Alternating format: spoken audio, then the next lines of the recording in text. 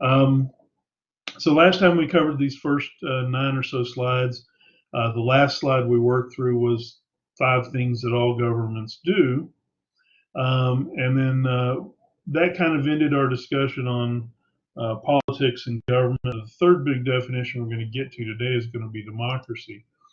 We're going to do that after we talk about the output of government, which is public policy, and right, the decisions that a government makes, and in this case, talking state government mostly, right, where government makes a decision, in other words, where it responds to an issue or a topic or something in society that they're having to address, the regulation or a bill or that is the public policy, right? Anytime that there's a governmental response to an issue, that response, whether it's a positive response or a negative response or we're not going to even go there response, is still a public policy position from that government. They've taken a stance. The government said on this issue, here's where we are. And that's important, right? That's important to be paying attention to, because most of the time when we think of governments and their policies, we think of things that they are actively doing, changes that are being made, new things. And that's certainly public policy. But we also need to think and be aware that most of the time what a government's doing is preserving policy that's already in place, which means they're going to be not taking action on an issue, or if they do take an action, it'll be an action to vote something down to say we're not going to do that. At the federal level and at the state level, right, both cases, we see thousands and thousands of pieces of legislation being offered up. In other words, policy act requests, right? Bills that are put into the hopper to say, hey, the government ought to do this about this problem. And a huge majority of those bills either never get addressed or get actively denied. Those are still public policy decisions by government, right? The fact that they ignore something that's been placed in front of them, or the fact that they actively say no to something, is just as much a public policy decision as when they say, oh yeah, that's an issue we need to do something about, and here's what we're going to do.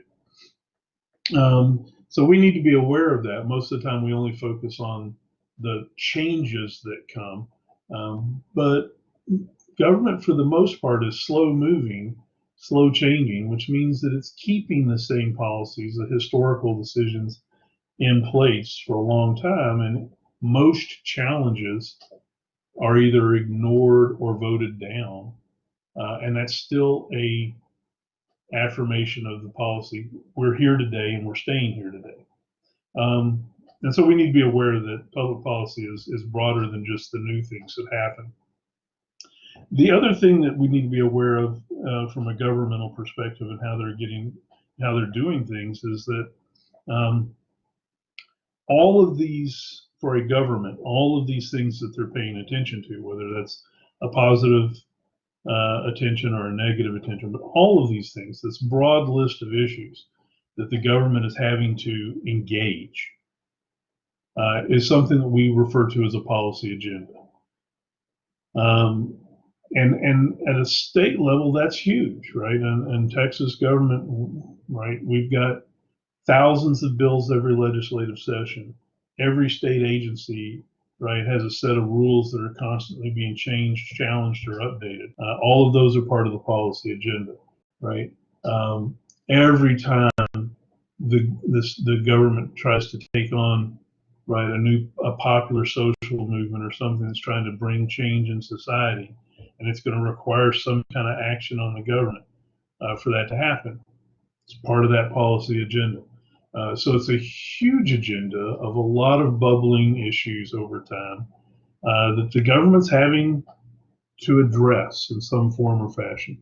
So public policy is one of those things. The public agenda is that broad list of things that governments, right, are paying attention to. And so, and these are massive, right, regardless of what level of government you look at. If you go down to the smallest levels of government, they still have a pretty big list of issues that are driving them on a day-to-day basis that they're having to pay attention to.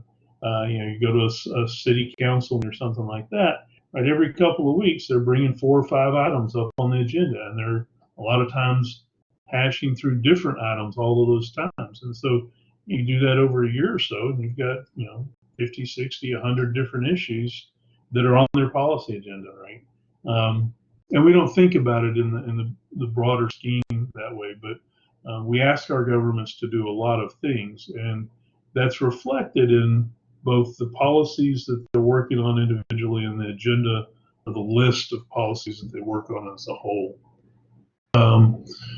So that being the case, that kind of puts to bed the government part of it, right, as far as what the government is and does. We do want to roll that up a little bit and talk about all of the different pieces of that government that are there, that are engaged in this policy agenda process. And we refer to those generally as the governmental institutions.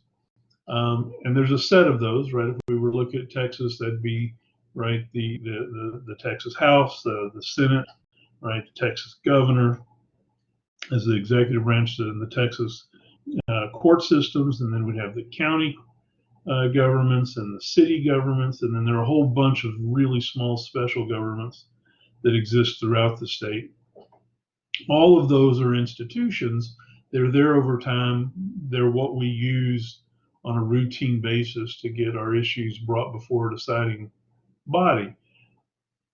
But our political system is much bigger than just the governmental institutions, right? It's also all of those institutions that exist that link us, the people, to our government, right? The things that we do to transmit information and to our government, to try to transmit control over our government, right? To exercise the control over our government.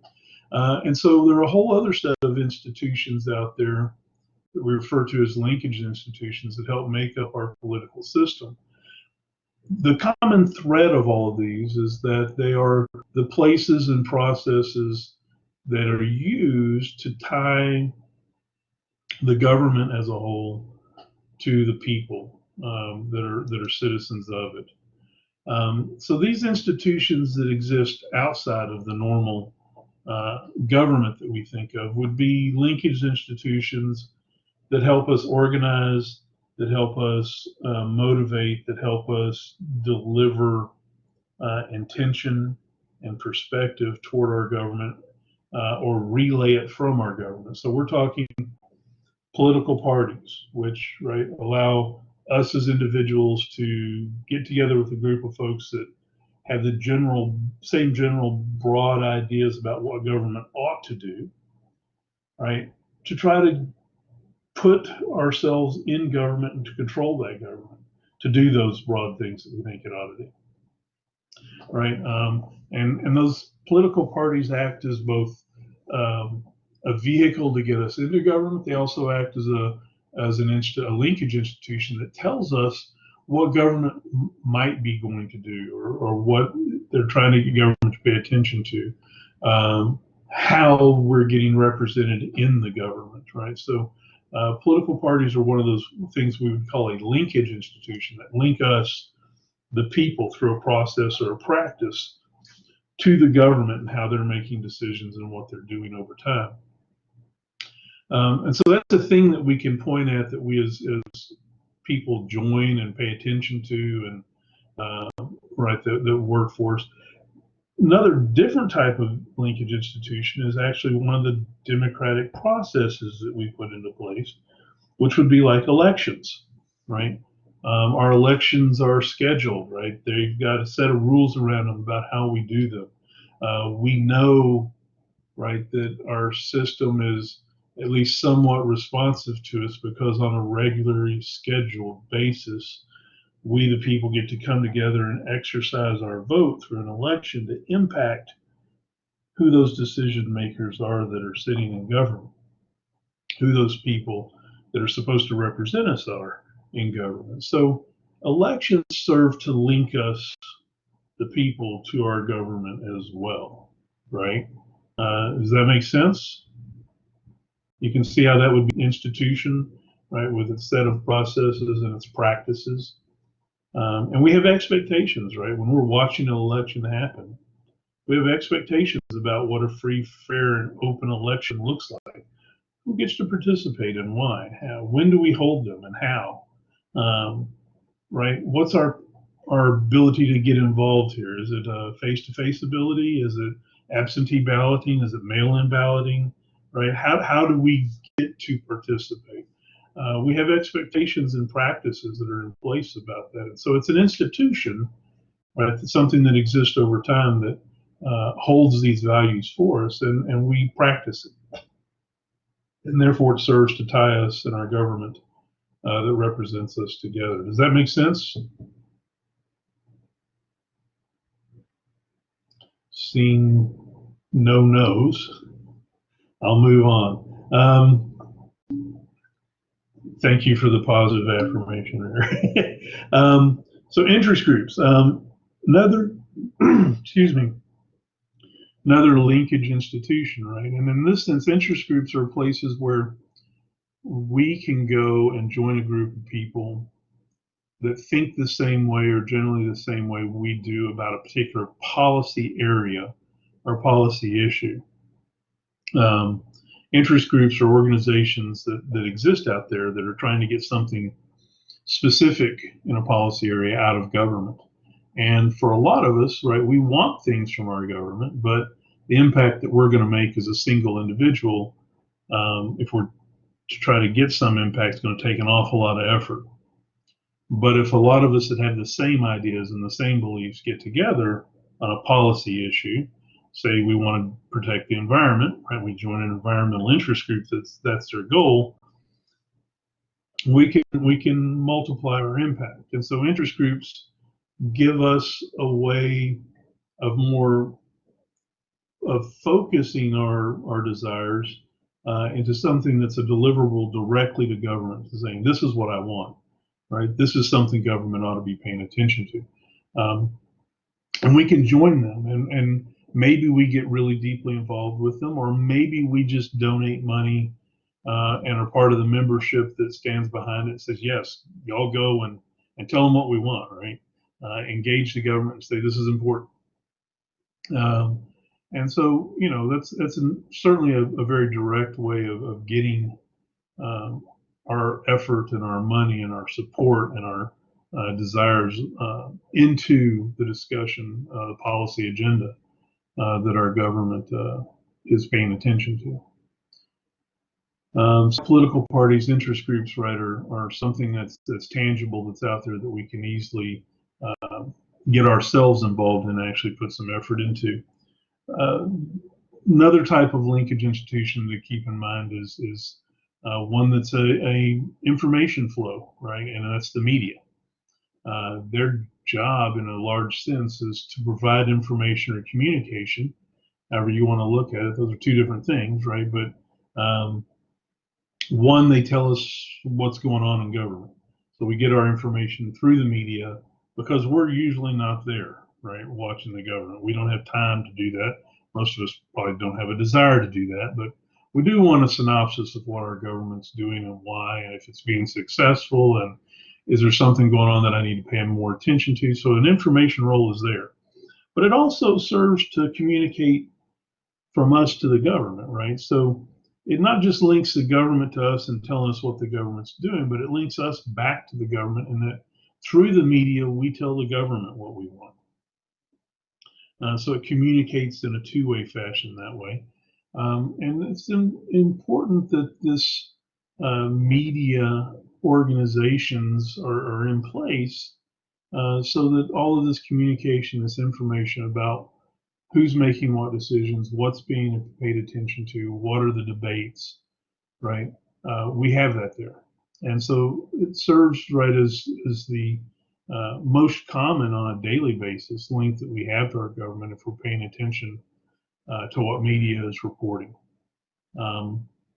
Right now at the federal level, right, we're watching the Republican Party do their national convention. Last week, if you were paying attention, we had the Democratic Party doing their national convention. We only know about that if we're not a party member because the media has given us access, right, to those conventions, whether it's going through, right, the online media, whether it's going through traditional kind of transmission media, the TV or something like that, or newspapers. All of those are different forms of communication, but they're doing the same thing for us. They're providing information about these political parties and the people in these political parties and what they're going to do to implement, right, a policy agenda that's important to that party if they get elected. For us, the media, right, links us back to that, gives us the opportunity at least to pay attention and to think about, okay, well, this is what I saw and this is what it means to me. And I think that was good or that was bad, or it raised more questions or whatever the case might be. You know, most of us here as part of ACC, we're not too far from the governmental center, right, of our politics in Texas, because we're pretty close to Austin, most of us, probably. But we don't pay much more physical attention to what's going on in the state's capital than we would at the federal level at the national capital. We use the same media to get what information we do get: local news, newspapers, right, something like that, the internet in some form or fashion to get that information. So we're reliant upon them to give us information. And one of the big issues, of course, today is that because we rely upon them, we're concerned about how they package and deliver that information to us. And does it carry with it a particular perspective that's not general, right? One that's coming from a particular place on the political spectrum. Is it a biased piece of information or news source from the left or the right or something else, right? And we have to be aware of that kind of problem or issue or discussion because of our reliance on a third party to bring us this information and communication. If we were down at the Capitol paying attention on our own, right, walking in there and listening to the committee meetings and listening, right, to the legislators talk, we wouldn't have to rely on the media as much. Probably still some, because there's a lot of competing stuff going on at the same time at the Capitol, but you get a lot more firsthand rather than secondhand information. So it's important for us to recognize the media as a very important element of our democratic system. It wouldn't work without them in a very efficient or effective manner. So these are all linkage institutions, right? These are all things outside the government, right, in a sense, that link us to the actual decision-making work that goes on in the government. That decision-making work in the government is done by, right, groups that institutions we can easily point at and have some sense of who they are and what they do, right? The Congress, right, the Senate and the House, right? The governor, right, the executive branch, the state court system, right? That's all there. Underneath the governor, or in some places, other places outside the governor's control, but still as part of the bureaucracy, right, we have an implementation wing of the government, that part that takes, right, new law and puts it into action, converts it into a practical application. All of those are institutions that are making and implementing the public policy or the issues that go through government. So they too are, right, part of these institutions that we're talking about when we talk about a governmental system. And so we have to pay attention to all of them. Almost between these two slides, right, you've got about 8 chapters of our book and most of what we talk about for the rest of the semester, because we'll focus subjectively on each of these different subjects as we move through the semester. So these groups make policy for us, right? And it's easy to see that between the Congress, the state Congress, and the governor, because they actually have bills that they work on that become legislation, right? That's policy that's easy to point at and easy to say there's policy, right? The courts and the bureaucracy make policy also. We just don't see it quite as much. Now the courts are easy to understand, right? Information's coming before the court, causes are coming before the court, and they're having to make decisions and interpretations of what the government law means when it's being applied, and is it constitutional, is it proper, right? So policy gets made there as the courts, right, look at application of law and decide whether it squares with the Constitution or with what the legislation that was passed originally meant. Bureaucrats also make the bureaucracy and bureaucrats make policy. We see that or recognize that even less, but it's probably one of the more profound places that we see policy being made. As Congress and the governor build legislation, sign legislation, make it law. That's just really, when you think about it, a group of a couple hundred people saying, here's what's going to happen, right? Here's the law. This is what's going to happen. Here's what we're going to do. And then that's all they do, right? The part that, right, makes it happen is the executive branch. Those folks, some under direct control of the governor and some not, but the bureaucracy takes that law and then says, okay, well, this is supposed to happen. How do we make it happen? And that decision, right, that's being made at the bureaucratic level is the actual practical application of law, legislation, and they turn it into actual practice. And so that's policy too, right? You can have a law that says this is going to happen. Then you have regulations that a bureaucracy comes with that says, here's how we're going to make that law happen. So that makes all of these institutions here makers of public policy, those discussion centers and debate centers for public policy. And ideally, they're responding, right, to those linkage institutions that are playing a part of getting information into and out of the system. Questions?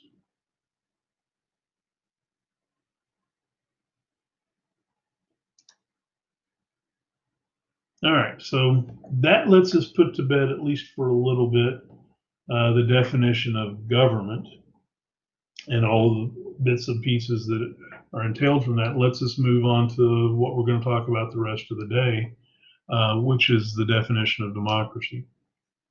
We consider, right, our state government to be democratic in nature.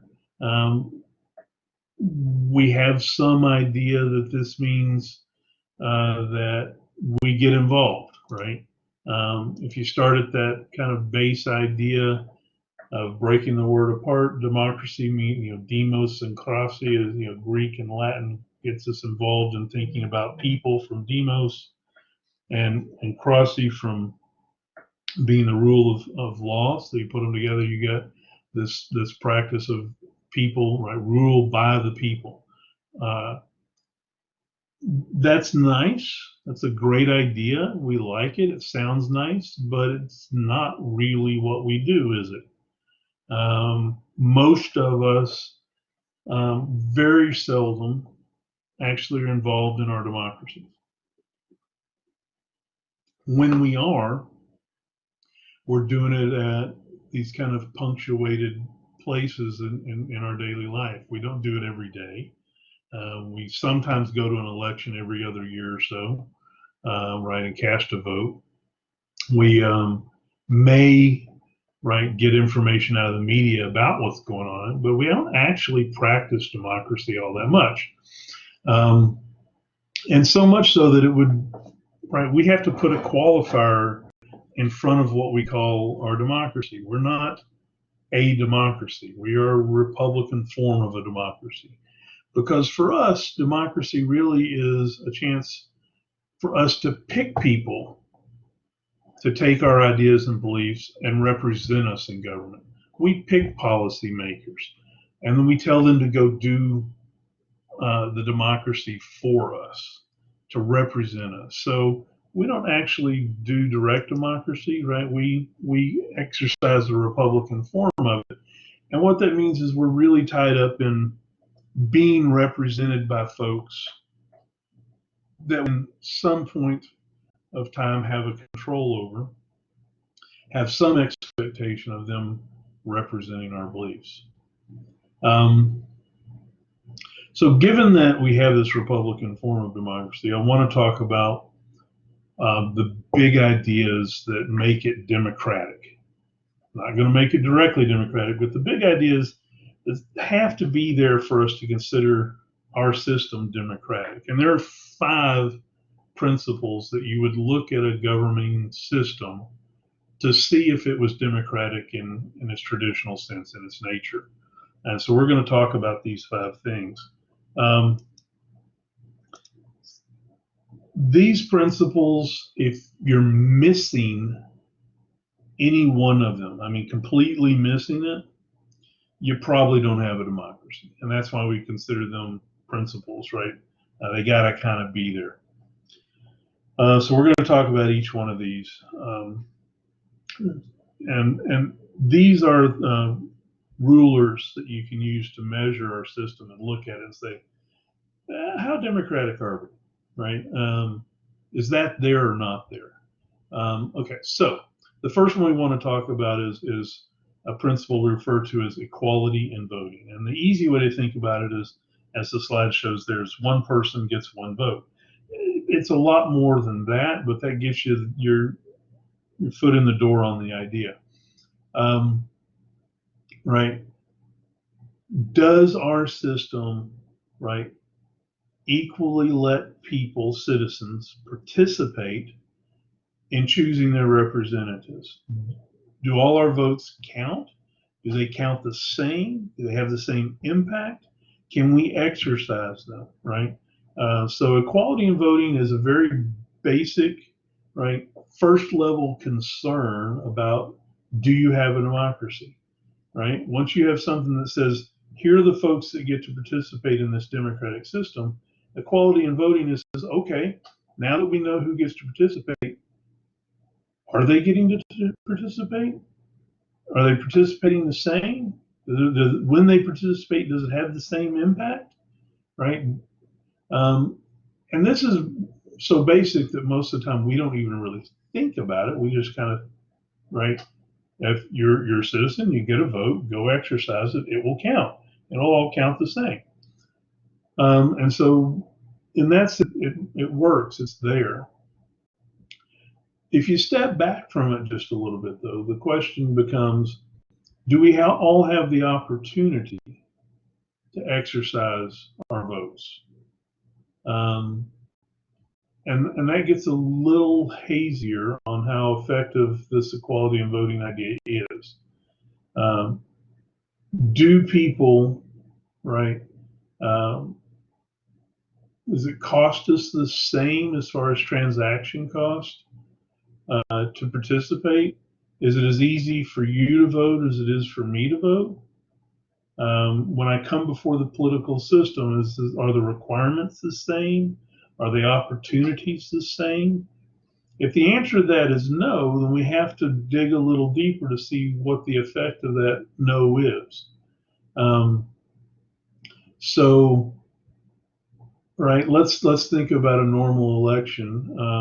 You know, say for a state office or something, it's a statewide office like governor, right?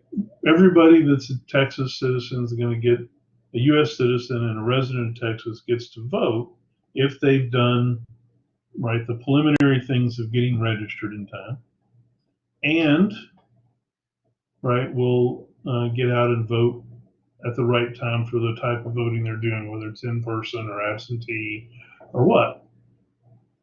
So there's some practical requirements there that are laid out, but also, right, when can you, let's say you were going to go vote in Texas, When are the polls open to vote? How long are they open? How many polls do we have out there? Where do you have to go to actually cast your vote? Is the burden to get there the same for me as it is for you? We have variance in that. We have to start wondering at what point does that variance cause us, right, inequality in exercising our ability to vote. I was a state employee for a long time, and the state government gives state employees 2 hours paid leave on election day to go vote, right? So I'm still getting paid and I get to leave work and go to the polls and vote. Well, if you're not working for the state, you may not get that same right benefit. I used to sit down and schedule with my employees at the state when they were going to go vote, right? You five go here the first 2 hours of work, and you guys take your 2 hours here right before lunch, right? We'd schedule it out so that everybody got their 2 hours so that they could go to the polls. And they got to do it during work hours, right? If you're working somewhere else, your opportunity to vote, right? You maybe work an 8 to 5, right? And your boss isn't so much going to let you go. When are you going to vote? Well, the polls open at 7, so you got an hour there. You might take that hour lunch, try and do it there, and then they're open from 5 until 9 or whatever in the evening, or 7, depending on circumstances. So you got a couple hours after you get off work to go do it. The burden or the barrier that you face because of your employment situation is very different than the one a state employee might face. And that's a real concern, right? Because it's much harder for that group of folks to vote than it is for the state employee to vote. And to date, right, Texas as a state has said, hey, that's still enough of an opportunity. It's equal enough. Make it happen. Now, what have we done to address that issue? It's not that we ignore it, right? We've come up with some other things, right? We've got early voting in Texas, where for a couple weeks prior to the actual election day, right, we have fewer polls open, but they're open extended periods, and you've got a lot more opportunity, right, over a couple weeks to get in there at some point and vote. Well, that's a recognition, right, that if we all just had to vote on election day, that equality in voting would be damaged. And so this idea of having early voting opens that up to try to, right, address that situation.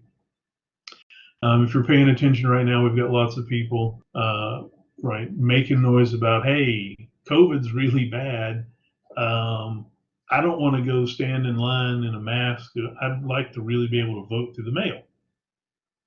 And the idea, of course, here is that this is safer, and I want to be able to do this. And we know that there are, right, states that do this as practice, right? They vote by mail, and so some Texans are saying, hey, if they can do it, we can do it. Well, that's not the law in Texas, right? So it would take some work to make that happen. But the other side of it is that we have to politically be of the mind that that's what we want and need, right? And can we deal with the issues of mail-in balloting versus regular election day voting? We don't do it that way. We haven't done it that way. We don't have any practices in place to do it that way here in Texas that we can scale up just immediately. Is it possible? It's absolutely possible. We see other people do it. Is it secure? It's as secure as voting in person probably is, right? So there's a lot of things about it that speak well to, if we did it, equality in voting would be supported by this process, by this policy. Getting from here to there, though, is a different issue that we're having to deal with. And right now, the Texas government is saying, yeah, we're not going to do that, right? And we'll see if this is a COVID-only issue, or if people have got enough of a belief or taste in it that they want it, period, and whether there'll be pressure for this going forward, so that we actually change a state law or something that will allow it. But right, there's a little more depth here than just do you have the right to vote and will it be counted the same, right? Equality in voting goes a little deeper than that. We got to look at the practice, right, to see if it's working or not. Which brings us to the second principle here, which is effective participation. This moves us away from voting in some sense and gets us more to a consideration of, as a citizen, how much opportunity do I have to actually impact the political system, to participate in it, right, and get my voice heard, not just occasionally through an election, but on a reoccurring basis, on a maybe a continual basis.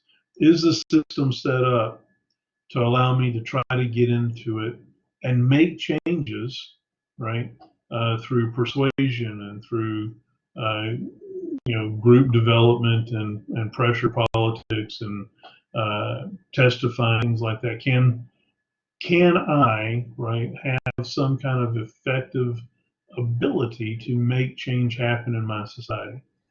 And so this is a different idea about how real is our democracy, right? Not just do I get to cast a vote that gets counted the same, but can I make a difference as a citizen? And that's an overwhelming thought for most of us as individuals to think about, okay, I'm going to try to make the state of Texas do what I want it to do. And it's not something that usually happens easily or right away, right? But does Texas give us those opportunities to effectively participate? I'll say as we go through the semester, the answer that you're probably going to see over and over again is, here's an opportunity, there's an opportunity, here's an opportunity. None of them come without transaction costs. None of them are free in either time or effort or something like that. But they're there, which means that if you're a motivated individual, there are opportunities in Texas to effectively participate and make a difference. I've watched state law be changed slowly by the initial actions of one person, and not a person in government, right? One private citizen. And I've watched that develop over about a 4 or 5 year period so that their efforts were translated into a change in state law. So, it can happen. We do have a democracy in Texas that works to the point of giving us opportunities for effective participation. Not easy, right? But they're there. And if you look at a system and you can't find those opportunities to participate and be effective when you do it, then you have to question whether that government is a democratic form of government or not, right? So it's more than just being able to make a sound and to say, this is what I want. It's the ability for that sound to actually have repercussions, right? And to actually have some change happen. So that's, right, that equality in voting is the sound, but the participation part is the impact, right? And so you've got to have all that working.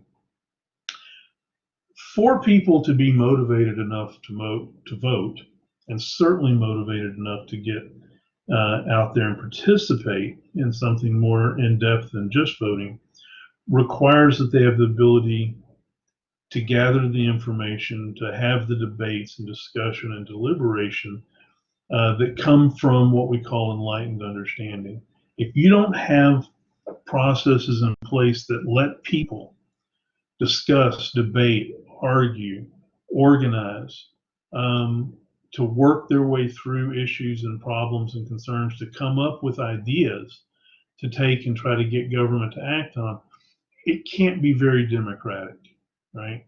And so the thing here that we're talking about with enlightened understanding, and I have there as an example on the slide, free speech, but that's just a very small part of it, right, is the ability for us to engage deeply in our own mind to come to decisions about what we believe and think, given the issues and concerns of the day, and then translate that into something that would motivate us and other people to try to change the system, to get involved in the system, maybe to protect the system from being changed if what we think is in place is actually the best, right? So enlightened understanding requires that we have free speech to get our ideas out there, but also that we have a free press to get information and communication to us and out to other people. It requires that we have the ability to sit down without interference from other groups or the government and debate and discuss and talk about our issues and our ideas and to organize. And so enlightened understanding is all of us being able to engage in the activities necessary to have an understanding of what we want and how we're going to get there, and how we're going to use government, a democratic government, to push that idea, that agenda item forward, to get the policy that we want. If you can't come together and talk and debate and engage, right, then it's going to be really hard to say that you had the opportunity to develop any kind of level of understanding that was of worth, right, of impact. And we can kind of see a little bit of this occurring right now, right? The whole COVID situation, right, and one of our health responses to it, right, quarantining, impacts this, right? If you're watching the national conventions, right, those are being played out in front of nobody in the audience, right? And that's really weird, right? Usually there are rabid members of that political party there, right, that are cheering and engaged. And what you don't see going on behind the scenes of all of that is usually real in-depth discussions about the political party and what they want to do policy-wise if they get elected, right? Them putting together a list of ideas, a policy agenda for the party that you're going to take with them into government and try to make the government, use the government as a tool to implement them, right? Which represents what we want. You're not getting that kind of interaction because we're in the middle of this pandemic response, and it's just not really safe. A lot of people, right, are telling us. So, and I can tell you from experience, if we were trying to do this in person and we're all speaking through masks, it wouldn't be very clear or effective either. And so that would be its own challenge. So, right. But those are the kind of things that you need to be aware of when we're talking about enlightened understanding, is this ability for us to get the information we need, not just to make up our minds, but to engage with others and come to an understanding about what we all think and what we all want. If that's working and forming an undergirding of democracy, we will see come out of that element 4 here, which is citizen control of the agenda, right? If we've got the votes, if we've got the participation and the time and the effort is put forward so we have enlightened understanding, at that point, right, we're going to be engaged, we're going to be making demands of the system, we're going to be putting forth policy proposals that we want from government. And so that's an important thing. And if you can't see that happening, if you can't look to what the government, right, is focused upon and the policies that they're debating and discussing as possible legislative results or as bureaucratic responses to implementation issues, if you can't see that, if you can't be involved in part of that and watch it respond to your input, then you have to question whether this is a democratic system. The fact that we might have a vote, the fact that we can have discussions, the fact that we can get the opportunity to say what we want to say, if none of that ever moves the needle on the agenda of issues that government is working on, it's all for naught, and it's not democratic. So you've got to have all that kind of build up and play together to get to that point. And that's what we're talking about when we talk about issue 4 here, which is the traditional idea of citizen control of the agenda, right? We should be able to trace what government is doing back through political parties, back through representatives, to interest groups or to groups of people that have been saying and have been voting, this is what we want. We should be able to see that line of connection back through our institutions that are linking the people to the government and to the policies they're discussing. If we can't, then we have to question whether this is a democratic system or whether all of this at the front end is just kind of make believe or for appearance's sake, but the folks that are in government do what they want to do regardless. If that's the case, there's that huge disconnect between what the people are talking about and wanting and asking for and what the government's actually working on and trying to deliver. If there's a disconnect between those two things, democracy is dead in the water. And so we have to pay attention to that, right? If a group, right, over time is consistently saying this is a problem, government needs to address this, something needs to be done, right, to fix this issue. You see all of that happening on the front end, and there's motivation and there's participation, there's people, right, putting out their ideas and their concerns, but you never see government ever pick it up, even to discuss it, right? Then you got to question if you've got a democracy. Now, it may be that government does listen and they do pick it up, and then they still say, well, no, right? This is not something that we're going to put attention to. But if that was real debate and real discussion and real engagement that got into the government and that had happened, even if it got voted down, at least the agenda there was determined and by the people, and it was debated, and the government put attention to it, and that's an important element of this. So if that's happening, you tend to want to think that that's a democratic exercise. Which brings us to the final pillar or principle of traditional democratic theory, which is that for the system to be democratic in nature, it has to be inclusive, right? When those laws are made, when that debate happens and the discussion happens and we get a law and it's put out there and then it's eventually implemented, it has to be one that applies to the whole citizenship the same way, right? All of us have to be under the same law and given the same rights. If there's some kind of partitioning or divisioning up of, well, you've got to follow this law, but you don't, or you get this right or ability to do things, but you don't, that's a fundamental strike against this system being democratic in nature. Because remember, we started all this off with an idea of one person, one vote, and that vote being the voice of that person. If that gets translated into some application of inequality that damages that over time and that treats citizens differently at a legal level, that's a problem, right? That's a serious problem. And we've had this issue from the beginning of democratic times in the United States and in Texas. We have certainly not treated everybody the same under the law, nor have we given everybody the same rights from the law.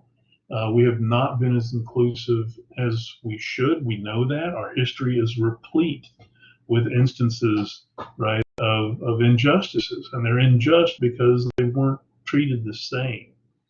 And I would argue over time we're probably getting better. I think we're making moves in the right direction. But it's probably pretty easy for you to sit here and look at what's going on in the state and say, well, there's an instance where these people are not getting the same treatment before the law as these people over here. That doesn't seem fair. That doesn't seem right. That seems less than democratic, right, in the way that this system is working. And so the concern of inclusion is important, right? We have to pay attention to it. If we're moving away from that and not toward it, then we're moving away from a democratic society. We're going to have a lot harder time calling ourselves democratic as a nation or a state or a city. Anytime where we're starting to divide people up and extend more rights or more protections to one group than a different group when they're both citizens is a real problem. Now, sometimes it's appropriate. And when we get into our civil liberties and civil rights chapters, we'll talk about some of those appropriate times where we can see what we call discrimination being legal, right? And when we talk about it, I hope I can make it make sense to you that there is some legal discrimination that works and we should pay attention to, but should be allowed. Obviously, a whole range of other discriminations that we look at and we think that's a challenge to us as a democratic society.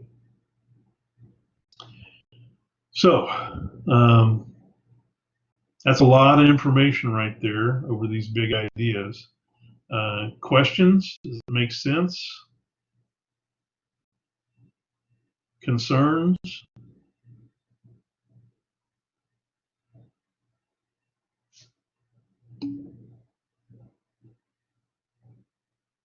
All right.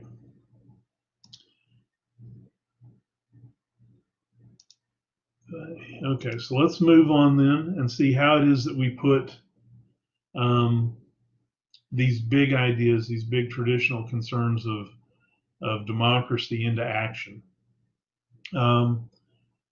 Today, we assume a lot of things about how democracy works. So we've been doing it, for 150 years or so, a little bit, and we've got a perspective of this is just how it is. So I like to refer to these as assumptions in our U.S. Democracy, and they apply to Texas because when we fashioned our form of democracy here, we based it off of the big ideas of the U.S. democracy, right?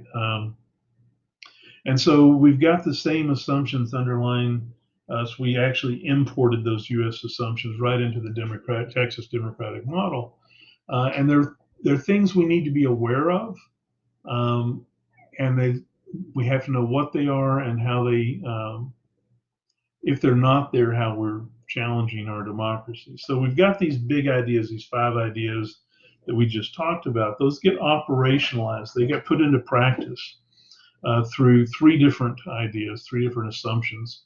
The first one is a simple assumption that we're going to make, or I shouldn't call it an assumption so much as a declaration, that we're going to make decisions in our government based off of an idea called majority rule. Now, democracy to work doesn't necessarily require majority rule, simple majority rule. But that's what we've accepted here in Texas and in the United States as the decision-making process. And what we mean by that is that when we have an issue and make a decision about, the rule that we use is, we're getting some feedback here. The rule that we will use is a majority rule. 50% of us voting for something plus one more vote wins the argument, right? Makes the decision. And I call it an assumption because we don't question it, right? We're so used to using this as a mechanism that we assume it.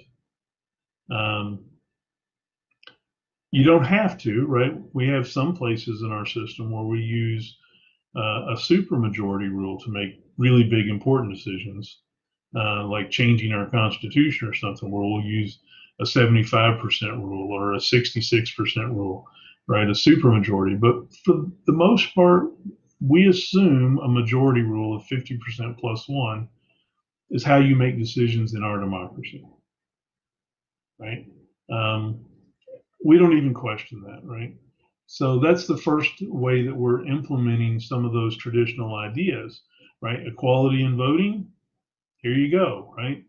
If all of our votes are the same, then 50% of the votes plus 1 more is going to ensure that more people are on this issue because we all have the same strength in our vote, the same value in our vote. Therefore, the majority is the winner, right? And the minority is by necessary deduction representing less. So that's how we generally make decisions. That's how we operationalize that democratic idea. The second idea that we have in place here that operationalizes those big traditional theories, ideas of democracy, is minority rights. Now, minority rights here is referring to those folks who are not in the majority when we're voting, right? So, right, you vote on a policy and you get 50% plus one, that's your majority. Well, that 49% plus however many they had that was just short of making them 50, that's the minority. Now, since we usually organize our voting politics in government around political parties, generally we're looking at a majority party and a minority party. And what we're talking about here is rights that minority group, that losing group, have that allow them to stay engaged in the conversation, to stay engaged in the debate, to continually be involved in the discussion at the governmental level about what they want and about why their position is better, and have the opportunity to convince a few of those votes on the majority side that maybe they should change their position, right? To maybe come over to the minority and turn that minority into a majority. So the rights that we're talking about here are the things that allow the losers, right, the minority, to stay involved in the process. And it's a limitation on the majority group. It's telling them you cannot use your ability as the majority to vote 50% plus one to push out discussion, debate, and challenge to what you're doing. Those minority folks that are over there that have lost this time still have to have the opportunity to get up at the podium and make their case. You still have to let them participate. You still have to let them vote. You still have to let them engage in discussion. They may be continual losers. We don't know. But we have to preserve and protect their rights to keep participating to try to become the majority. You can't let the majority use their position as a majority to run roughshod over the participation rights of the rest of the folks. Now, that doesn't mean that the majority is going to lose necessarily. They're not going to get what they want. They might. They just keep voting. And if they keep winning, they keep winning. But they have to keep giving the opposition, or multiple oppositions, however they are, right, the opportunity to stay engaged and to try to change their mind. The last assumption we have is an assumption about representation. That because we're not a direct democracy, that there will be actually representation that occurs, right? The folks that we select to go in our republic represent us will do that job, right? That we will be able to translate desires, wants, and needs through that linkage institution of the election. And it will show up, right, as debate, discussion, and policy provisions in government. If you don't see that, right, you've got a democratic problem, right? And that's translating some of those other principles, right? Inclusion and enlightened understanding and effective participation. That's getting those into the system through representation. They all got to be there. We assume these things happen. We assume that the people we elect are going to represent us, and we assume that if they don't, we'll vote them out, because we'll have, as voters, the opportunity to come back into the polls and say, you didn't do a good job, let's put somebody else up there. But we don't talk about it that often. We don't make sure that we're paying attention to it that often. But if we don't have it and we don't exercise it, we don't make sure it's happening, it's going to be a real challenge to say that we've actually got a democracy.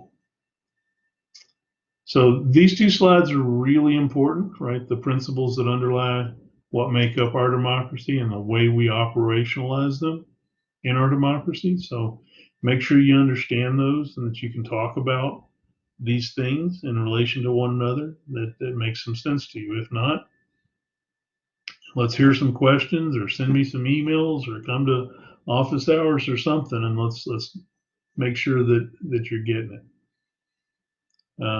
Questions?